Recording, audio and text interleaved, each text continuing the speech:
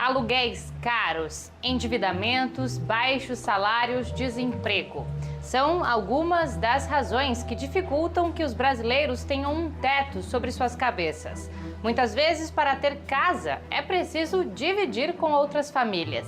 Nossa reportagem mostra como está difícil pagar o aluguel no Brasil. Na entrevista central, falamos com Isadora Brito, do Movimento de Trabalhadores Sem Teto, sobre o déficit habitacional e as ações realizadas pelo movimento neste ano de crise sanitária. Eu sou Pamela Oliveira e você acompanha agora a Central do Brasil.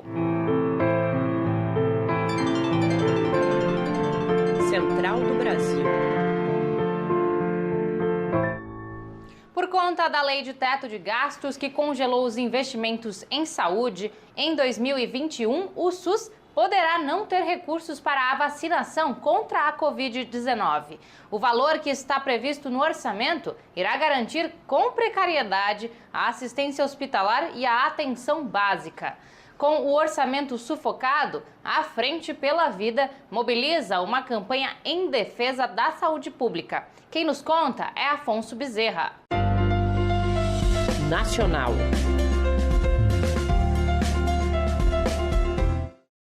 A Frente pela Vida convoca a sociedade brasileira para a campanha O Brasil Precisa do SUS, uma mobilização nacional que reúne diversas entidades pela defesa do Sistema Único de Saúde. Entre as pautas que serão tratadas em um encontro online no próximo dia 15 de dezembro estão a defesa da vacina para todos e todas e a pressão sobre os congressistas pela manutenção do orçamento emergencial em 2021. Uma petição pública com mais de 500 mil assinaturas busca sensibilizar parlamentares sobre o tema. Preservar e ampliar o financiamento do SUS é crucial para garantir a vida da população no pós-pandemia, como aponta Gulnar Azevedo, presidente da Associação Brasileira de Saúde Coletiva, a Abrasco.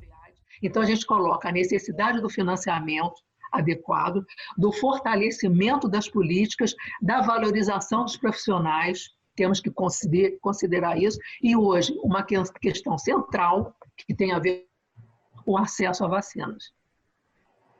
Fortalecimento do Programa Nacional de Imunização, que para ter vacina chegando a todos tem que ter um programa forte.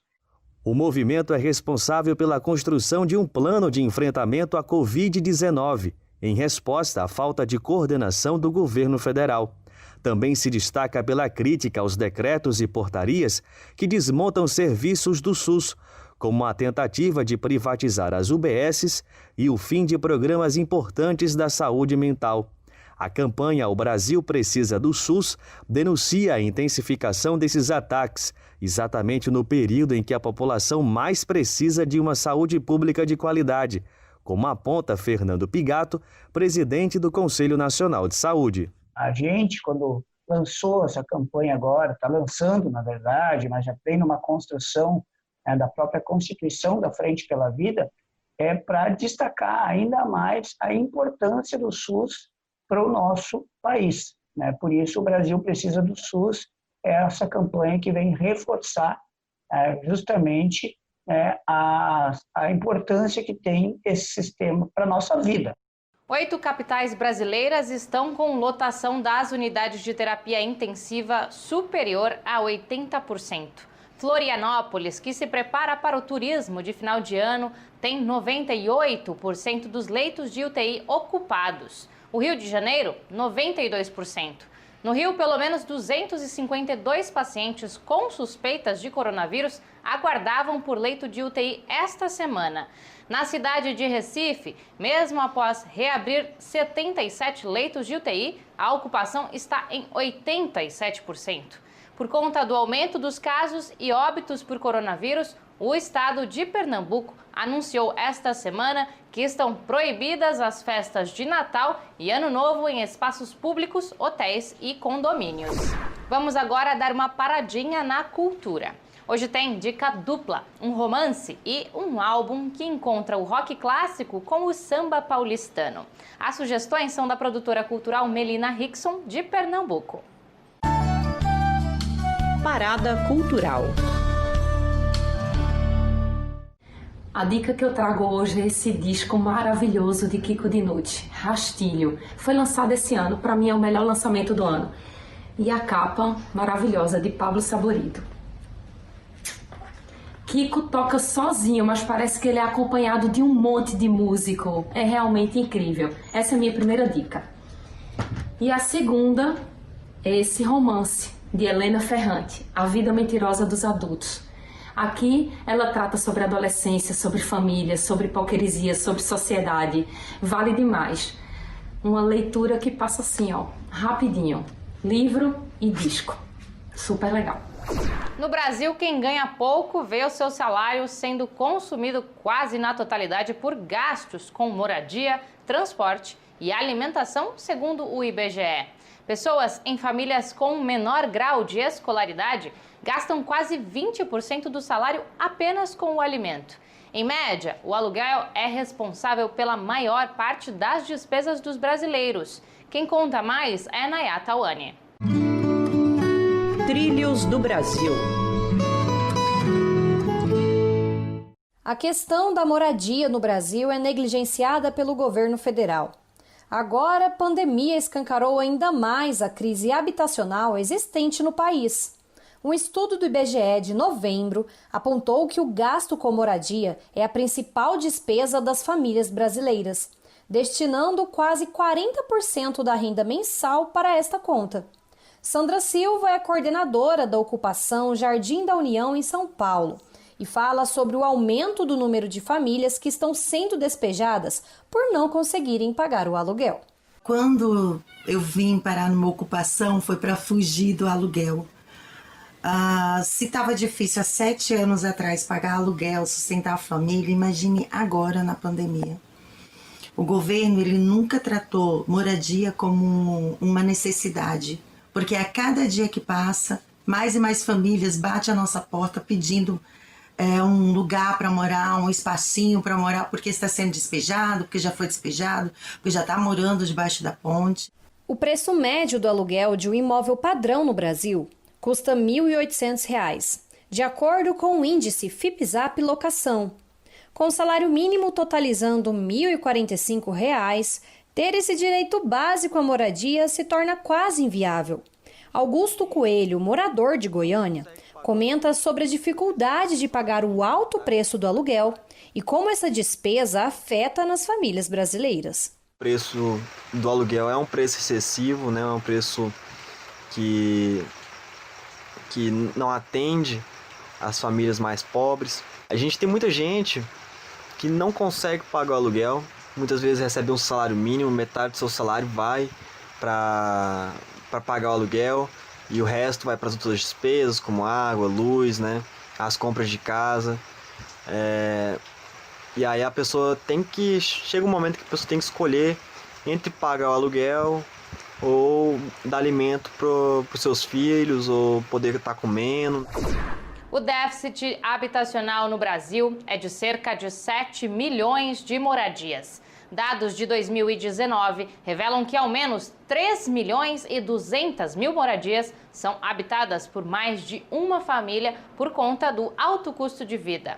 Jonatas Campos conversa sobre o assunto com Isadora Brito, da coordenação do Movimento dos Trabalhadores Sem Teto. Entrevista Central. Isadora Brito, membro da coordenação do MTST, Movimento dos Trabalhadores Sem Teto, está aqui conosco hoje para fazer um balanço sobre o ano de 2020. Isadora, agradecemos sua participação nessa entrevista central. Como foi o ano de 2020 para o Movimento dos Trabalhadores Sem Teto, para todos os movimentos de trabalhadores sem teto, levando em conta nesse balanço político, eu vou lhe pedir para levar em conta a pandemia e o governo Bolsonaro? Sem dúvida, foi um dos anos mais difíceis da vida do movimento. Não foi nada fácil enfrentar uma pandemia e um governo genocida como o governo Bolsonaro. Então, foi um ano em que a gente teve bastante dificuldade, mas que rapidamente conseguimos nos organizar e resistir e esperançar. Incrível a capacidade do povo brasileiro de auto-organização. Então, a gente fez uma campanha de arrecadação de alimentos gigante que conseguiu garantir a alimentação e a saúde não só dos acampados, mas muito além disso. É difícil organizar o povo com uma conjuntura tão nefasta como essa, mas a gente encerra o ano com uma perspectiva de esperança no futuro, e isso é importante para a gente. Uma liderança de âmbito nacional como Guilherme Boulos fez uma campanha expressiva em São Paulo, mas eu lhe pergunto, outras lideranças do movimento também se candidataram a vereadores e até a prefeitos pelo Brasil?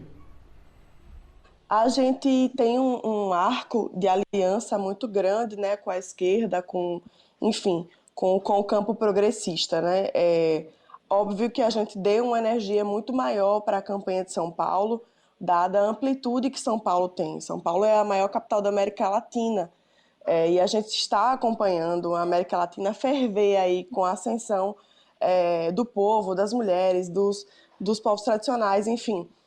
Então a gente precisava organizar, em especial a juventude, né, através de São Paulo. São Paulo é algo que vai muito além dos muros de São Paulo, vamos dizer assim.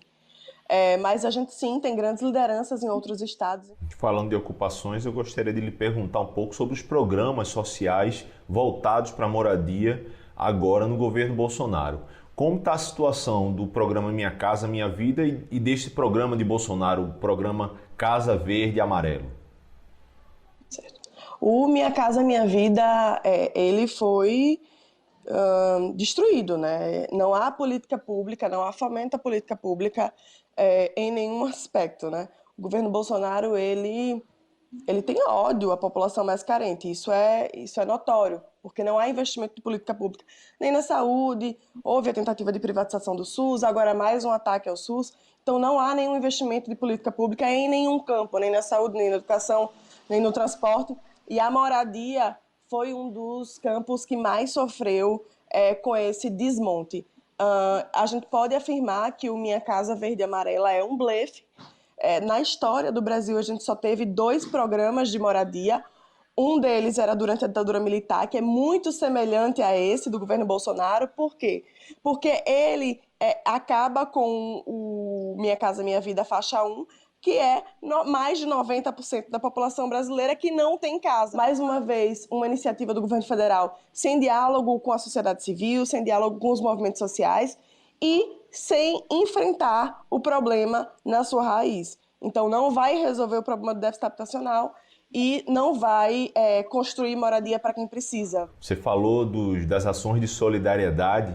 E eu gostaria de lhe perguntar, nessa pandemia, como ficaram as pessoas nas periferias e as pessoas que não têm uma moradia? A princípio, a gente ouviu o debate de que a pandemia deixou todo mundo igual, numa situação, né, que, olha, todos podem morrer, todos vão ter acesso às mesmas coisas. E a pandemia escancarou que isso, óbvio, não é verdade, né? Quem está morrendo, em sua grande maioria, é o povo negro, é o povo periférico. A gente vivenciou bairros em que não chegou água durante 2, 3 dias, aí em Recife, aqui em Sergipe, em São Paulo, várias comunidades. Então, assim, escancarou o quão desigual é o país e o quão privilegiado é aquelas mesmas famílias, aqueles mesmos locais. E eu finalizo a entrevista lhe perguntando quais as perspectivas de luta para 2021. O investimento que a gente fez nos trabalhos coletivos dentro das ocupações também nos deu um outro olhar de que, olha, a gente sabe debater uma economia solidária, alimentação sem veneno, a gente sabe debater política dentro das ocupações, o povo sabe, né, de tudo isso, sabe construir tudo isso. Nas ocupações tem tudo, desde eletricista, a professor, a estudante, a marceneiro. Então, a gente, de fato, sabe discutir isso. Foi um ano que a gente debateu com muita firmeza a tributação de grandes fortunas, a necessidade de um auxílio não emergencial, mas um auxílio permanente para as pessoas não passem fome. Um país tão rico como o Brasil, é inaceitável que as pessoas passem fome. A gente encerra por aqui. Mande sua mensagem para a gente no WhatsApp, anota aí. DDD 11 9 3081 3336. Até amanhã.